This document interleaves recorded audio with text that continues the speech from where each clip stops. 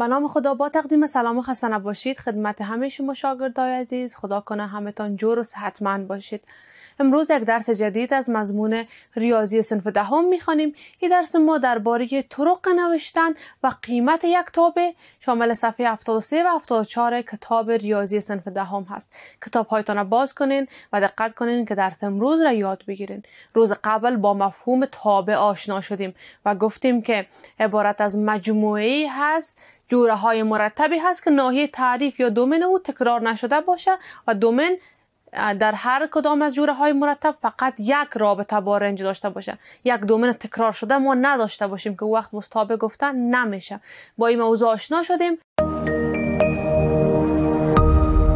برای حمایت از ما چینل بیگم اکادمی را سابسکرایب کنید و سپس زنگوله را فشار دهید تا به تمام ویدیوهای درسی ما دسترسی داشته باشید و از آنها مستفید شوید. و همچنان سوالاتش را کار کردیم. امروز با طرق نوشتن یک تابع آشنا میشیم و همچنان قیمت یک تابع. یعنی درس ما دو بخش داره، هر دوی اینا اهداف درس امروز ما را تشکیل میده. من میام روی هر دوی این موضوعات بر شما صحبت میکنم.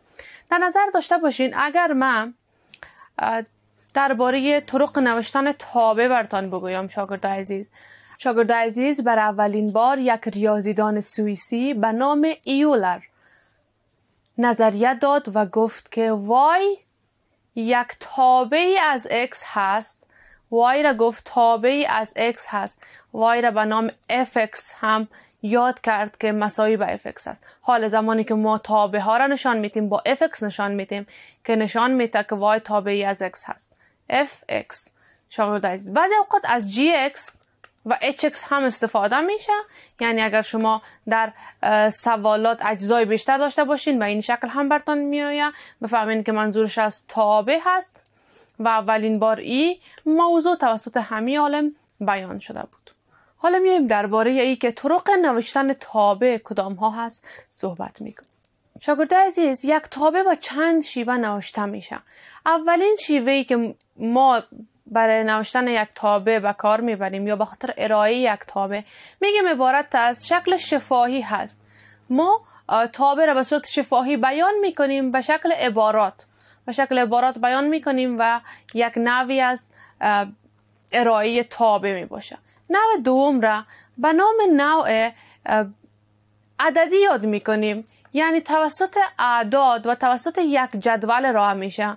عبارت از تابع عددی هست. نوع دیگه عبارت از عددی هست که توسط جدول های ارائه میشه. این توسط جدول ما میتونیم یک تابع را نوشته کنیم و ارائه کنیم. نوع سوم را به نام طرق نوشتن تابع در شکل مشاهده‌ای بیان میکنیم. مشاهده‌ای از نامش هم معلوم هست، یعنی باید یک گراف باشه که ما گراف را مشاهده میکنیم و مفهوم میگیریم. و شکل سوم هم عبارت از شکل مشاهده‌ای هست.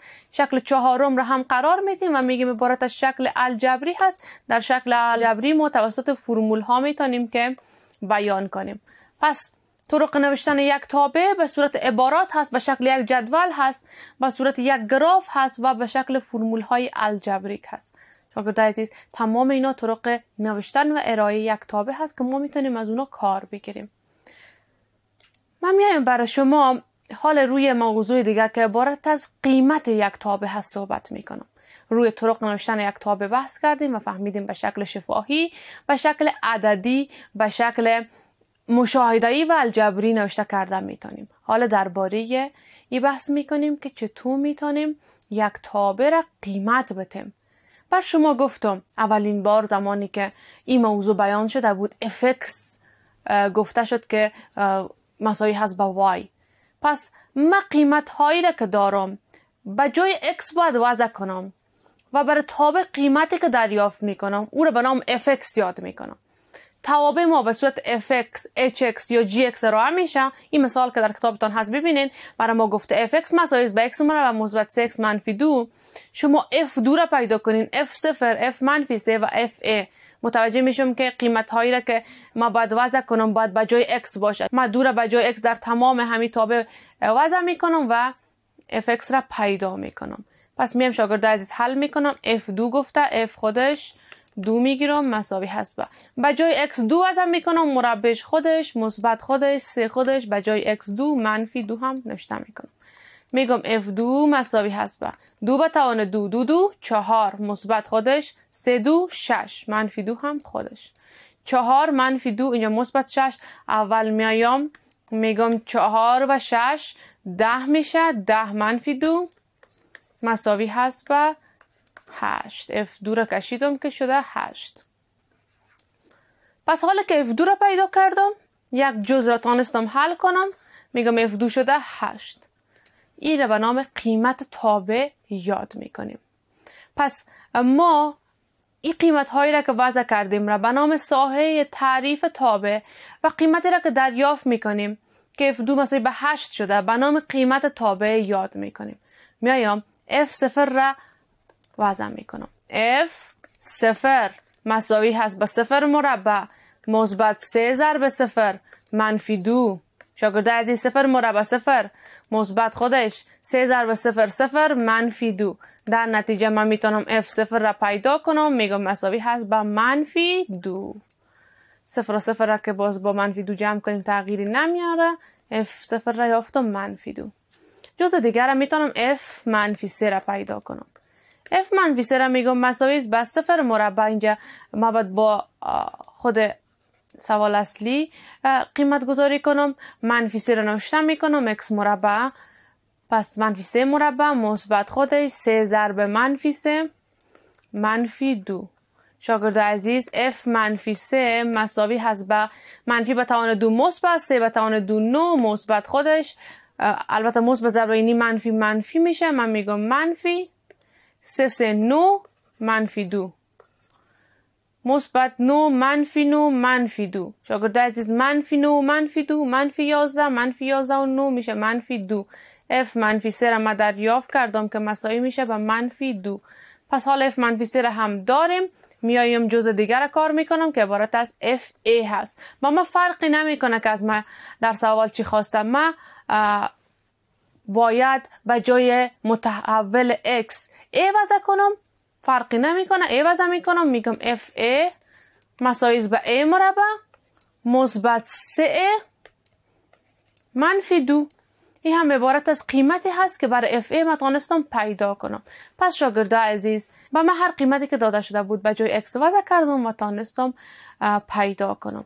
fx هایی را که ما پیدا کردم همیشه بر شما ببینید که با رنگ زرد چوکات کردم. شما متوجه میشین که قیمت ها که دریافت شده به نام قیمت تابع یاد میشن.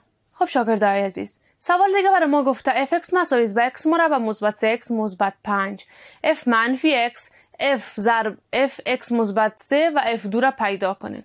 باز هم مثل پیشتر من کار میکنم. f منفی 3 گفته f منفی x گفته من نوشته میکنم f منفی x مساوی هست به x مربع میشه منفی x مربع مثبت خودش 3 خودش به جای x منفی x مثبت 5 هم خودش f منفی x مساوی هست به منفی ضرب منفی مثبت x به توان 2 این مثبت ضرب منفی منفی 3 ضرب x مثبت 5. این را به نام f منفی x یاد میکنم.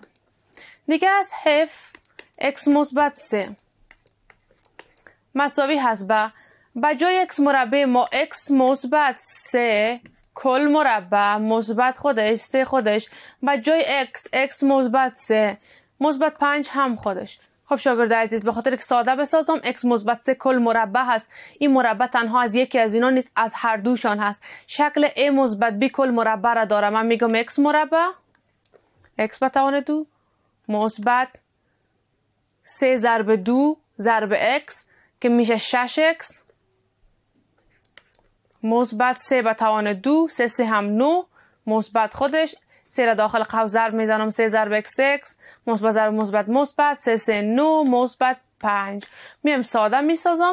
x مربع فقط یکی دارم خودش مثبت 6x و مثبت 3x مثبت 6 و 3 9x مثبت 9 مثبت 9 میشه مثبت 18 مثبت 18 و 5 میشه 23 نشان میکنم مثبت 23. x مربع مثبت 9x مثبت 23 برای ما به دست آمد. شاگرد عزیز سوال یک جزء دیگه هم داره f2 F2 را هم به سادگی میتونم پیدا کنم. x مربع از 2 مربع مثبت خودش 3 ضرب 2 مثبت 5. F2 ما مساوی هست به 2 2 4 مثبت 3 2 6 مثبت 5 مساوی میشه به کلش جمع میکنم 4 و 6 10 10 و 5 15. در نتیجه F2 ما مساوی میشه به چند میشه شاگرد عزیز؟ مساوی میشه به 15. این هم F2 ما شد. اینجا هم تانستم جزء F x مثبت 3 را پیدا کنم. اینجا هم جزء F منفی x را پیدا کردم. هر سه اینا عبارت از قیمت هایی هست که ما برای تابع تانستیم پیدا کنیم. از همون موضوعاتی که در سوال کتابتان گفته شده بود ما تانستیم که حلش پیدا کنیم. خب شاگرد عزیز، سوال بعدی را ببینین. fx مساوی هست به 2x مثبت 6 f منفی 1 مثبت f3 را پیدا کنین. اینجا ما متوجه میشم که دو جزء دارم. اول باید f منفی 1 را پیدا کنم، f3 را پیدا کنم، بعد اونا رو با هم دیگه جمع کنم و بسیار سادگی f منفی 1 را پیدا میکنم. مساوی هست به 2 ضرب منفی 1 مثبت 6. f منفی 1 مساوی هست به مثبت ضرب منفی 2 ضرب 1 2 مثبت 6 هم خودش مساوی هست به مثبت 6 و منفی 2. علامت عدد بزرگ که مثبت هست ما 6 و 2 رو با هم دیگه تفریق کنم میشه مثبت 4. f3 را باید پیدا کنم. میگم f3 مساوی هست به 2 ضرب 3 مثبت 6. 2 3 6 6 و 6 6 جمع 6 12 میشه. من اینجا نوشته میکنم 12. ما به جای x 3 وضع کردم، به جای x منفی 1 وضع کردم. حال f منفی 1 مثبت f3 را باید پیدا کنم. میگم مساوی هست به 4 جمع 12 که در نتیجه مساوی میشه به 16. این 16 عبارت از قیمتی هست که برای تابع f منفی 1 مثبت f3 ما دریافت کردم. شاگردای عزیز، یک موضوع مهمی که در حل سوالات هست که اگر شما شکل سوال را کمی متفاوت تر از سوالاتی که تا حالا حل کردین میبینین، اصلا تشویش نمیکنین، خوب دقت میکنین، ببینین اینجا f منفی 1 مثبت f3 را خواسته بود. شاید شما فکر کنین که ما یک عدد را فقط میتونستیم پیدا کنیم، یعنی f منفی 1 جداگانه میتونستیم پیدا کنیم. فقط ما دقت میکنیم، با دقت میفهمین که چون تنها بینشون علامه جمع اومده من هر کدام اینا رو جداگانه پیدا میکنم. هم f منفی 3 را پیدا میکنم، هم f3 را پیدا میکنم، همون جوابهاش با هم دیگه جمع میکنم. در نتیجه f منفی 1 همراه با f3 پیدا شده. مجموعشان را هم در این سوال 16 شد و به نام قیمت همین تابع یاد میکنیم. به این طریق شما همه سوالات را حل کردن میتونید. خب شاگرد عزیز، همگی حل سوال یاد گرفتم؟ بله استاد. مشکلی نیست درس امروز؟ نه خیر بسیار استاد. خوب. حالا که شما مشکل ندارین در درس، ما برای شما درس را ختم میسازم. ما درباره طرق نوشتن یک تابع بحث کردیم، درباره دریافت قیمت یک تابع بحث کردیم. 2 جزء داشت و بسیار سادگی میتونستیم نوشته کنیم، ارائه کنیم یک تابع را به شیوه های شفاهی، عددی، الجبری و همچنان مشاهده‌ای که از جدول استفاده میشه، از گراف استفاده میشه، توسط عبارات و توسط مفاهیم الجبری که عبارت از فرمول ها هست ما میتونیم خود یک تابع را ارائه کنیم. و همچنان در قیمت گذاری بسیار به سادگی همون قیمتی که در fx برای ما داده و جای x وضع میکنیم و میتونیم پیدا کنیم برای همون تابع قیمتی که از ما خواسته شده. شاگرد عزیز، شما سوالات را حل کنین. کارخانگی که بر شما میتونم حل فعالیت صفحه 73 و 74 هست. در کتابچه هایتان هر دوی فعالیت ها را حل میکنین و روز بعدی با خود میارین. تا درس بعدی و یک موضوع جدید همه شما را به خداوند بزرگ و بی‌نیاز میسپارم. قبل از آغاز درس بعدی وقفه کوتاه میگیریم.